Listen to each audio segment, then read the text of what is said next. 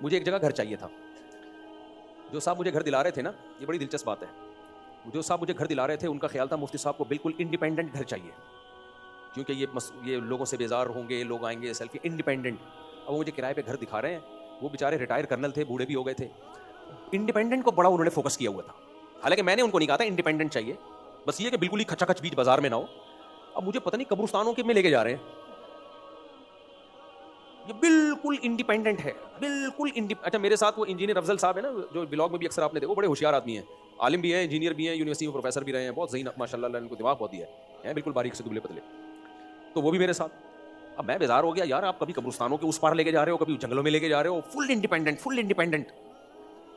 अच्छा मुझे कोई समझ में नहीं आ रहा। फिर अगले दिन उन्होंने दोबारा बुलाया, फिर मुझे गाड़ी में लेके जा रहे हैं, ये घर है। अच्छा मैंने उनको बोल दिया इतना इंडिपेंडेंट की जरूरत नहीं है, आबादी में हो।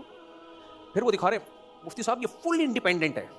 अब मैं तो अदब में खामोश। वो इंजीनियर अफजल साहब ने कहा हजरत पड़ोसियों के भी कुछ हुकूक होते हैं कोई बात नहीं अगर दो चार पड़ोसी हो, इस्लाम ने पड़ोसियों के हुकूक इसलिए रखे हैं कि हो वो पड़ोसी सही, उन पे थोड़ा सा उनका ख्याल करोगे तो क्या मिलेगा, सवाब मिलेगा। तो मुझे इतनी हंसी आई ना कि हजरत पड़ोसियों के भी कुछ हुकूक होते हैं इस्लाम में, अगर कोई आस दो चार पड़ोसी हो तो हमें कोई एतराज नहीं है। तो यहां भी यही बात है कि इस्लाम में माजूर बच्चे के पालने को भी क्या है, सवाब है, वो भी इंसान है भाई, कोई बात नहीं। कोशिश ये करो कि बच्चा माजूर ना हो, कोशिश तो करो, लेकिन हो जाए तो इतनी बड़ी टेंशन नहीं। गैर मुस्लिम तो सारे पेड़े दुनिया में खाना चाहता है, कहते हैं वो सोसाइटी में बोझ होंगे, कोई बोझ नहीं होंगे, वो सोसाइटी के जन्नत में जाने का जरिया बनेंगे। हदीस में आता है इन्नकुम तुरज़क़ूना बिदुआफ़ाइकुम, तुम्हें रिस्क कमजोरों की वजह से मिलता है। सोसाइटी में कमजोर लोग, बूढ़े लोग होते हैं, तो उनकी वजह से अल्लाह तुम्हारे रोजी में बरकत देता है। हाँ, जानकर ऐसा सबब पैदा ना किया जाए कि बच्चे माजूर हों, सेहत का ख्याल करना चाहिए, लेकिन जब एक कजन मैरिज इस्लाम में जायज़ है तो इस्लाम ये रिस्क ले रहा है, फिर रिस्क ले रहा है कि कोई बात नहीं अगर चंद माजूर पैदा हो गए, लेकिन बच्चियों की बरवक्त शादियां हो जाएं और अच्छे रिश्ते मिल जाएं। मेजॉरिटी के तो माजूर नहीं होंगे ना, चंद फीसद है इसका रेशो, तो वो रिस्क ले सकते हो अगर लेना चाहो तो, कोई उसमें गुनाह की बात नहीं है। लेकिन काफिर थोड़ी ये चीजें मानता है, फिर उनके यहाँ वो पालते भी नहीं है, वो तो फिर गवर्नमेंट पालती है उनको, तो गवर्नमेंट कहती है हम क्यों टेंशन लें तुम्हारी, तो हम पाबंदी लगाएंगे, कजन से शादी नहीं होगी। तो इसलिए इसमें कोई हरज नहीं है। तो पहली बात तो ये है कि अगर अल्लाह ना करे हो भी गया तो कोई बात नहीं यार, जन्नत में जाने का क्या है, जरिया है, तो वो तो खालिस अल्लाह ही के लिए पालोगे आप, और तो कोई उसमें वजह ही नहीं है। सेहतमंद बच्चे को तो आदमी पालता है कि यार बड़ा होकर कमाएगा, ये करेगा। माजूर बच्चा तो टोटली क्या है, तभी बेटे पालने पर जन्नत की खुशखबरियां नहीं है, बेटियां पालने पर है। बेटियां जो है वो तो ससुराल में चली जाती है ना, तो इसलिए नबी की कितनी सारी हदीसें हैं जिसने 3 बेटियों की कफालत की, कुन्ना लहू सितरम मिनन नार, वो आग से और उसके दरमियान रुकावट बन जाएंगी। अब काफिर बेटी पैदा होने पर खुश नहीं होगा, मुसलमान खुश होता है, वो कहता है सारे मजे दुनिया में थोड़ी हैं भाई, ये तो जन्नत कमाने का क्या है। एक साहब थे उनके, वो बड़ी उल्टी बातें करते थे, पता चला उनकी 9 बेटियां। मैंने कहा यार जितनी भी उल्टी बातें करें ये जन्नत, ये माफ है मैंने कहा भाई तराजू के एक पलड़े में उसकी उल्टी सीधी बातें आएंगी, दूसरे पलड़े में 9 बेटियां होंगी, तो 3 बेटियों पे जन्नत की जमानत है, इसकी तो 3 दफा जमानत है। मैंने कहा तो जमानत पे ही बरी हो जाएगा ये, इसलिए मैंने कहा भाई वो तो क्या आदमी का, बशर्ते कि उनकी कफालत करे, और हदीस में आता है उनके साथ अच्छा सलूक करे, उनको बोझ ना समझे। तो एक पॉइंट की बात तो ये हो गई। दूसरी पॉइंट की बात ये, जैसे मैंने बताई ना, एक पॉइंट के 30 साल में 35 साल में भी तो माजूर का इम्कान है। एक और साइड इफेक्ट है लड़की की देर से शादी और देर से औलाद पैदा होने का, एक और साइड इफेक्ट है जो कजन में नहीं है।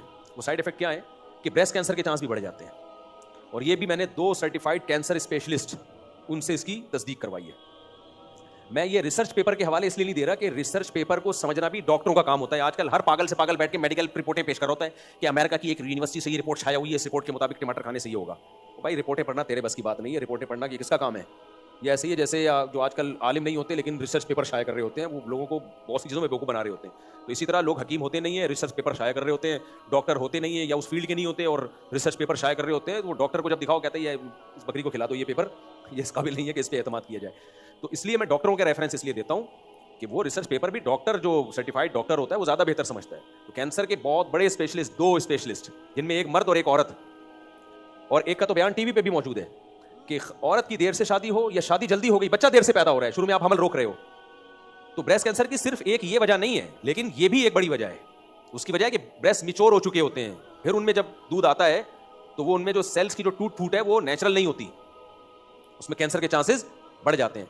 तो क्यों इस पर फिर पाबंदी होनी चाहिए कि औरत लड़की की शादी भी जल्दी हो और वो बच्चा भी जल्दी पैदा करे। कोई कानून देखा आपने, कोई ऐसा कानून पास हुआ?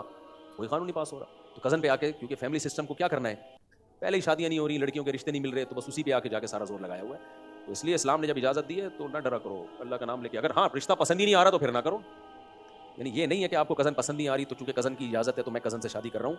अल्लाह मियाँ ने सबसे पहले हुक्म दिया फ़नकिहू मा ताब लकुम मिनन निसा, जो औरतें पसंद आए उनसे निकाह करो। तो कज़न पसंद आ रही है तो उनसे निकाह करो, उसमें डबल सवाब है, इसलिए कि रिश्तेदारी भी जुड़ती है। और उसमें तलाक का रेशो भी कम है, चांस कम है, दोनों खानदान इन्वॉल्व हो जाते हैं और दोनों पकड़ के कूटेंगे। अजनबी जगह शादी करने में क्या है कि डिवोर्स का खतरा ज़्यादा है।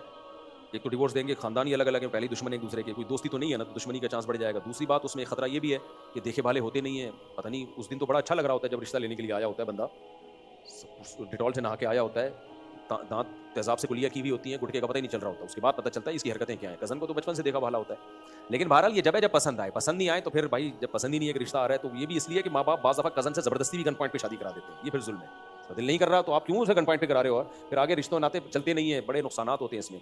तो ये 2 पॉइंट समझ में आ गए। 35 साल में भी औलाद का माजूर होने का खतरा बढ़ जाता है और ब्रेस्ट कैंसर का खतरा भी बढ़ जाता है। तो जब वहाँ रिस्क लेते हो तो यहाँ भी रिस्क ले सकते हो, लेकिन ये रिस्क जब लेना है जब आपका कज़न से निकाह का अपना मूड भी हो। खाम में रिस्क लेना कोई सवाब नहीं है, मूड भी हो। और एक और बात ये, खानदानी बात ये कि 35 साल के बाद जब औरत की औलाद होती है ना, उसमें माजूरी का जो चांस बढ़ता है, उसका कोई पहले से टेस्ट नहीं है कि हमें पता हो कि इसमें माजूरी का चांस है या नहीं है, जबकि कज़नों का टेस्ट के जरिए पता चल सकता है। बात समझ में आ रही है? यानी कज़न अगर शादी करना चाहते हैं तो एहतियातन टेस्ट करवा लें, अगर दोनों अफेक्टेड हैं तो फिर एहतियात कर लें, ना करें। ज़रूरी थोड़ी है कि दोनों के जो सेल में अगर गड़बड़ होगी ना तो बच्चे में चांस होता है।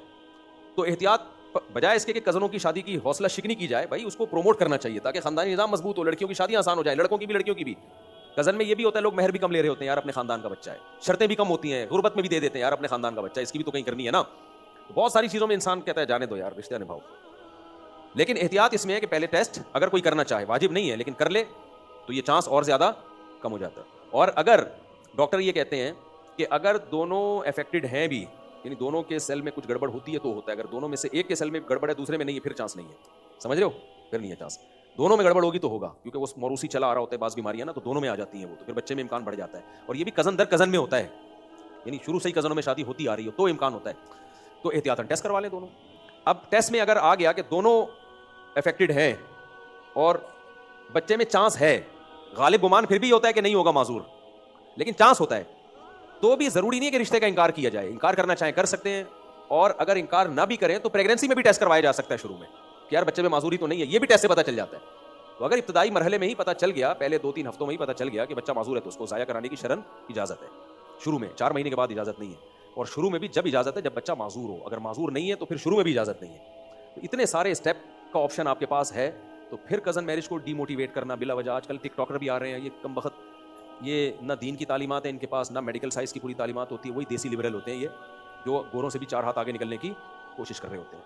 तो जब भी कोई टिकटॉकर फेसबुक पे कोई इस तरह आए ना जो कज़न मैरिज को की हौसला शिकनी कर रहा हो, तो फ़ौरन उसको बोला करें कि भाई फिर 35 साल की शादी पे भी पाबंदी होनी चाहिए। जो लड़कियां 35 साल की होगी उनसे शादी ना करो, शादी करो तो औलाद ही पैदा ना करो। तो कोई राज़ी होगा इसके लिए? कोई भी राज़ी नहीं होगा। बेचारी का उसको नहीं औलाद चाहिए क्या? तो वहाँ रिस्क ले रहे हो तो यहाँ भी रिस्क लें। तो ये है पूरी बात। हम ज़हर में गए थे, उस मस्जिद के इमाम साहब ने इशा की नमाज़ के बाद हमारी वहाँ से कहा कि मेरे कपड़े नापाक थे, आओ सब फिर से असर मगरिब और इशा जमात से पढ़ लेते हैं। वो तीनों नमाज़ें जमात से एक साथ पढ़ी, इस तरह हुई असर मगरिब, वो बिल्कुल हो गई। इमाम साहब ने एक आदमी थे, उन्होंने बता दिया, वरना बताते बाज़ दफ़ा भी पी जाता है, हो गया यार। मेरे वालिद साहब 1 साल से दिमागी मरीज़ है और पेशाब वगैरह का उनको पता नहीं चलता, नफ्सियाती बीमारी में नमाज़ पढ़ लेते हैं, इनको पता ही नहीं चलता, 2 रकात 4 रकात बस जब माफ़ है तो बस जितना पढ़ रहे हैं पढ़ने दो, जब दिमागी काम नहीं कर रहा तो ज़्यादा टेंशन ना दो उनको, अल्लाह कबूल करने वाला है इंशाअल्लाह। मुफ्ती साहब शौहर के भाई औलाद के लिए माना महर जी बता दिया। जामिया रशीद में दाखिले क्या लिखा है, ऑनलाइन है या जाना पड़ेगा? मेरा ख्याल है ऑनलाइन तो नहीं है, जाना पड़ेगा, ऐसे ही है ना, जाना पड़ेगा। मैं भी गया ही था, खैर मेरा तो पढ़ा ही वहीं से हूँ, तो मेरा तो ऑटोमेटिक नहीं जायज़। मीटर को आगे पीछे करना, छेड़छाड़ करना भी जायज़ नहीं, कुंडा लगाना भी जायज़ नहीं। अलबत्ता कुछ गरीबों के इलाके ऐसे हैं कि वहाँ गवर्नमेंट ने मीटर दिए ही वही नहीं है, तो वहाँ खुद ही गवर्नमेंट ने बोला हुआ है कुंडा, यानी नज़र झुकाई हुई है, लगा बे कुंडा यार, तो वो तो पूरा महल्ला ही कुंडे पे चल रहा है, तो अगर वो भी कुंडा नहीं लगाएंगे तो उनका अपना कुंडा निकल जाएगा। समझ रहे हो? लेकिन जहाँ हाँ उस पर गवर्नमेंट फीस भी ले रही होती है उनसे, और उन घरों में हज़ार रुपए गवर्नमेंट ने रखे हुए हैं, वहाँ 3 AC लोगों ने लगाए हुए। समझ रहे हो? क्योंकि अल्लाह हिदायत दे, हमारी हुकूमत जिंदाबाद, माशाअल्लाह, तरक्की करेंगे इंशाअल्लाह, हम चांद पे पहुँचने वाले। क्या बोल रहे हैं? मकान मालिक के साथ नहीं, गवर्नमेंट के मकान मालिक, मकान की बिजली थोड़ी है ये, वो फिर उसका हेडेक है, वो चोरी कर रहा है, उसको गुनाह मिलेगा, उसको क्यों नहीं मिलेगा?